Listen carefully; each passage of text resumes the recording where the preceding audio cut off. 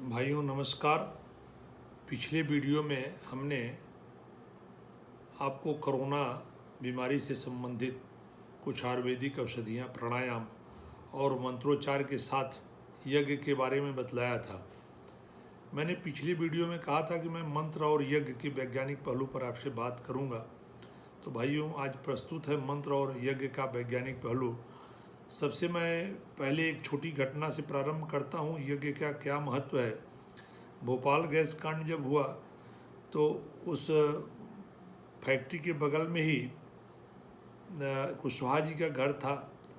जब गैस उनके घर तक पहुंचा तो उनके घर में लोगों को परेशानियां जब प्रारंभ हुई और भाग दौड़ मचा हुआ था, तो उन्होंने तुरंत बिना देर किए, वो आर्य समाजी थे, बिना देर किए उन्होंने जो है यज्ञ करना प्रारंभ कर दिया।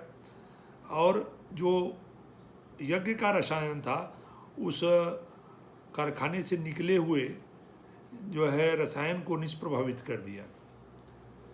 तो अब मैं बतलाने जा रहा हूँ कि कुछ लोग हैं जो प्राणायाम को तो स्वीकार करते हैं, लेकिन मंत्र और यज्ञ को एकदम अस्वीकार कर देते हैं। वह उनके समझ में नहीं आता। लेकिन यह पूरा वैज्ञानिक क्रियाकलाप है। जैसे मैं अब इसके बारे में विश्लेषण कर रहा हूँ, यह पंचभूतों से सृष्टि का निर्माण हुआ है। वही पंचभूत हम सभी के जीवन का आधार है। उन पंचभूतों में सबसे प्रभावी अग्नि है। आज मात्र अग्नि तत्व तो ऐसा है जो प्रदूषित नहीं हुआ है। अग्नि का गुण ऐसा है जो उसको समर्पित किया जाता है वह उसको सूक्ष्म बना देता है।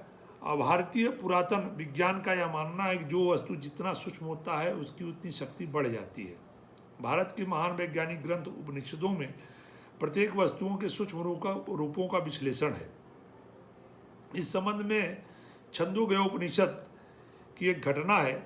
श्वेतकेतु को उसके पिता अरूणिक उपदेश देते हैं और यह बतलाते हैं कि खाए हुए अन्न का स्थूल भाग मल के रूप में परिवर्तित हो जाता है, मध्य भाग मांस के रूप में परिवर्तित हो जाता है और सूक्ष्म भाग मन के रूप में परिवर्तित हो जाता है। उसी प्रकार जल जो व्यक्ति ग्रहण करता है उसका स्थूल भाग मूत्र के रूप में विसर्जित होता है और मध्य और सूक्ष्म भाग जो है प्राण के रूप में परिवर्तित हो जाता है। तो जल को वाष्प के रूप में परिवर्तित करने के लिए जो अग्नि वांछित होती है, अग्नि की भी शक्ति वहाँ लगती है, लेकिन वह वाष्प कितने बड़े बड़े मिल और फैक्ट्रियों को चलाता है। तो मैं इसलिए यज्ञ के बारे में कहना चाहूँगा कि आज यज्ञ में समर्पित होने वाली औषधियाँ गौघृत से वातावरण में व्याप्त रोगाणु और विषाणु तथा यज्ञ करने वाले के शरीर में व्याप्त रोगों का शमन होता है। इसलिए ऋग्वेद में कहा गया है कि यज्ञो भुवनस्य नाभि, अर्थात जो संपूर्ण भुवन है इसकी नाभि क्या है, यज्ञ है। जिस प्रकार मनुष्य के शरीर में यदि नाभि डिग जाए या संतुलन नाभि का बिगड़ जाए तो उसका पूरा शरीर जो है असंतुलित हो जाता है, उसकी शारीरिक स्थिति एकदम जो है कष्टदायक हो जाती है। तो इसी प्रकार जब यज्ञ नहीं करने से भूमंडल का जो है संतुलन बिगड़ जाता है। तो जितनी महामारियां हैं, आपदाएं आप देखते हैं, ये सारी उसी के चलते हो रही हैं। यज्ञ व्यक्ति जड़ चेतन से लेकर पूरे ब्रह्मांड तक संतुलन बनाए रखता है। यदि पिंड स्वस्थ है तो ब्रह्मांड भी स्वस्थ रहेगा। अब कुछ आधुनिक अनुसंधान के बारे में बातचीत हो जाए। लखनऊ स्थित नेशनल बॉटनिकल साइंस इंस्टीट्यूट ने इंडियन मेडिकल काउंसिल रिसर्च तथा सेंट्रल पोल्यूशन कंट्रोल बोर्ड ने एक साथ मिलकर यज्ञ के ऊपर शोध किया। परिणामतः उन्होंने बतलाया कि आम, पीपल, बड़ और पुलास के पंचांग को यदि यज्ञ की आहुति में अगर प्रयोग किया जाए तो इससे निकलने वाला गैस हाइड्रोकार्बन, मिथिलीन ऑक्साइड, प्रोकोलिन गैस जो उससे निकलता है, तो जो हमारे एसी से क्लोरोफ्लोरोकार्बन, ये सब गैसें जो निकलती हैं जो पृथ्वी के वातावरण को एकदम गर्म कर देती हैं, ठंडी में बहुत ठंड कर देती हैं, तो उस क्लोरोफ्लोरोकार्बन को वह कम कर देता है। जिस प्रकार रक्त वायु की संवाहिका है और रक्त ही वायु को सारे शरीर में ले जाती है, ठीक उसी प्रकार प्राणवायु के माध्यम से औषधि गुणों के शक्तियाँ शरीर में प्रवेश करती हैं और हर अंग तक पहुंच जाती हैं। ठीक उसी प्रकार मंत्रों का भी विज्ञान है। इसके शोधकर्ता सेंट इसे मेटाफिजिक्स भी कहते हैं या पराविज्ञान भी कहते हैं।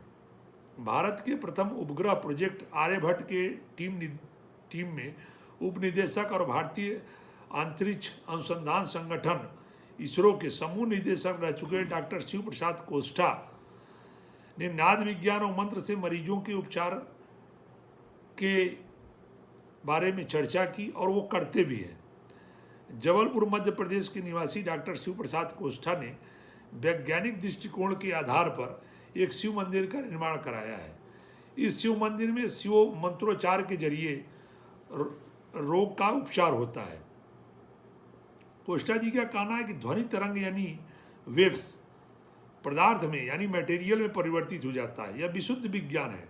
डॉक्टर कोष्ठा के अनुसार यदि भरपूर भावनाओं के साथ मंत्रोच्चार किया जाए तो मानस पटल पर वाइब्रेशन होता है और यही तरंग दवा का काम करती है। आंतरिक तंत्र सक्रिय हो जाता है, रसायन सक्रिय होकर रोग प्रतिरोधक क्षमता का विकास करता है ता रोग ठीक होने लगता है। सनातन धर्म में संस्कृत में वर्णित अक्षर शब्द ही ब्रह्म है। यह शब्द संस्कृत में कैसे आए और ये इनके इतिहास क्या रहे हैं, विज्ञान का इसके ऊपर दर्शन क्या है, मैं इसको आपको आगे बतलाऊंगा। डॉक्टर कोष्ठा अपने जीवन काल में इलेक्ट्रॉनिक साइंस विषय पर केंद्रित 100 से अधिक रिसर्च पेपर अंतर्राष्ट्रीय रिसर्च जर्नल में प्रकाशित करा चुके हैं। वे लोकार्थ अध्यात्म विज्ञान अनुसंधान समिति यानी लावास से भी जुड़े हैं, जहां पर इसका शोध कार्य चल रहा है। डॉक्टर कोष्ठा ने 1996 में जबलपुर में एक त्रिगर्भ कुटी की स्थापना की। वह अनूठा शिवालय है और इस गर्भगृह में तांबे के 6 फुट का शिवलिंग स्थापित है। सबसे नीचे 12 ज्योतिर्लिंग, उसके बाद 11 रुद्र, 9 देवियाँ, 1000 शिवलिंग और शिखर पर अर्धनारेश्वर विराजमान है। यहाँ पूर्व राष्ट्रपति डॉक्टर APJ अब्दुल कलाम और पूर्व मुख्य निर्वाचन आयुक्त TN शेषन सहित अन्य बड़ी हस्तियाँ इस शोध को समझने आ चुकी हैं। डॉक्टर कोष्ठा जी ने एक प्रयोग किया।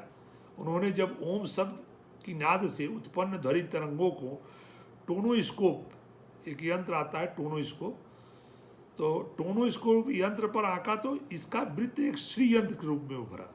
अब आप सोच सकते हैं ओंकार शब्द का महत्व क्या है। तो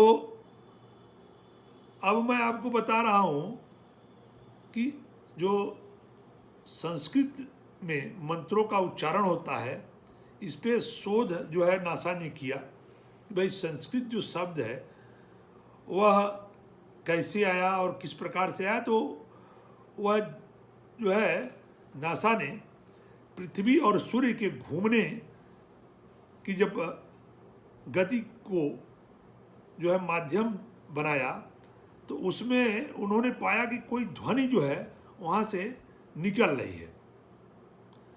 तो जो ध्वनि का आकलन उन लोगों ने किया तो बहुत आश्चर्यचकित हो गए।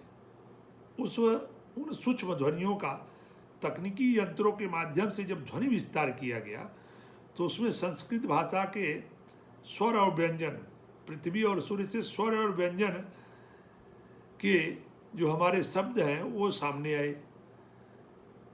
पृथ्वी पर रहने वाला प्रत्येक मनुष्य जो है उसी मुख्य ऊर्जा स्रोत से जुड़ा हुआ है। जो सूर्य और पृथ्वी के ऊर्जा स्रोत हैं उन्हीं से जुड़ा हुआ है। पृथ्वी पर रहता ही है और सूर्य की ऊर्जा ग्रहण करता है। तो जब शब्दों का वृत्ति आपके शरीर में होगा तो आप सोच सकते हैं कि पृथ्वी तत्व और सूर्य तत्व दोनों आप में जो है सामंजस्य बना लेंगे।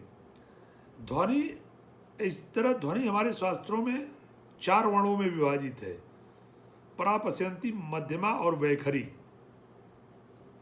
तो जिस ध्वनि को नासा ने रिकॉर्ड किया वह ध्वनि पश्यंती और मध्यमा की स्थिति में थी। विशिष्ट मंत्रों के विशिष्ट ढंग से उच्चारण से वायुमंडल में विशेष प्रकार की कंपन उत्पन्न होती है। यह वैज्ञानिकता सिद्ध है। यह मंत्र का विज्ञान आधार है। इसकी अनुभूति वेद मंत्रों के श्रवण या मंदिर के गुंबज के नीचे मंत्र पाठ के समय अनुभव में आती है। अब मैं मंत्र विज्ञान के ऊपर कुछ शोधों के बारे में बतला रहा हूँ जो पुरातन शोध रहे हैं हमारे ऋषियों के। महर्षि भरद्वाज ने अपने ग्रंथ यंत्र सर्वेश्वरम, जो अब लुप्त हो चुका है लेकिन अभी भी वैमानिकी शास्त्र उपलब्ध है। वैमानिकी शास्त्र में 8 अध्याय, 100 अधिकरण और 500 सूत्र यानी सिद्धांत हैं और 3000 श्लोक हैं। तो यह काल के आधार पर विभाजित है। इसमें वैमानिकी शास्त्र में विमान बनाने की जो है पूरी संरचना दी हुई है और किस काल में कौन से विमान रहेंगे यह भी भरद्वाज ऋषि ने अपने दूरदृष्टि से देख लिया था। तो सतयुग और त्रेता में मंत्र और सिद्धियों से विमानों का संचालन होता था, जिसमें आप पुष्पक विमान ले सकते हैं, जिसकी चर्चा वाल्मीकि रामायण में भी है। और जो है द्वापर में यंत्रों के द्वारा जो है द्वापर में तंत्रों के द्वारा संचालित विमानों की चर्चा है। और भरद्वाज ऋषि ने कलयुग के बारे में यांत्रिक विमानों की चर्चा की थी और उन्होंने अपने जो है दूरदृष्टि से इसको देख लिया था कि कलयुग में किस प्रकार के जो है यांत्रिक विमान चलेंगे। इसी को आधार बनाकर शिवकर, हमारे महाराष्ट्र के शिवकर बाबूजी तलपड़े जो उस समय बॉम्बे में रहते थे, तो उनके हाथ में एक वैमानिकी शास्त्र की एक किताब मिल गई थी उनको। तो उन्होंने उसी को आधार बनाकर मारुसखा नाम की एक जो है जहाज को बनाया था 1895 में। राइट ब्रदर्स ने तो 1903 में जो है वो किया। तो कुछ लोग बताते हैं कि इन्हीं के फार्मूले को चुरा कर जो है रेलिज ब्रदर्स से राइट ब्रदर्स के पास गया। तो शिवकर बाबूजी तलपटे उस विमान को 1500 फुट तक उड़ाए थे। अब आप सोच सकते हैं कि हमारे जो, मैं मंत्र के ऊपर आ रहा था कि मंत्रों के माध्यम से भी विमानों का संचालन होता था, तो मंत्रों में हमारी इतनी शक्तियाँ थी। तो अब आप समझ सकते हैं कि हमारे जो है यज्ञ और हमारे मंत्र यह वैज्ञानिक तथ्य पर स्थापित हैं। इसलिए आप अगर अपने को आज के इस काल में, जो अभी कोरोना वायरस का काल चल रहा है, इस काल में अपने को सुरक्षित रखना है, तो हमारे आयुर्वेदिक औषधि, यज्ञ, व्यायाम, प्राणायाम और मंत्रों द्वारा यज्ञ का जो है परिपूर्ण करें, कार्यक्रम को आगे बढ़ाएं। और इसी के साथ मैं इस बात को समाप्त करता हूं। मैं आशा करता हूं कि इस वीडियो को आप लोग ज़्यादा से ज़्यादा लाइक करें, शेयर करें, आगे बढ़ाएं। धन्यवाद, नमस्कार।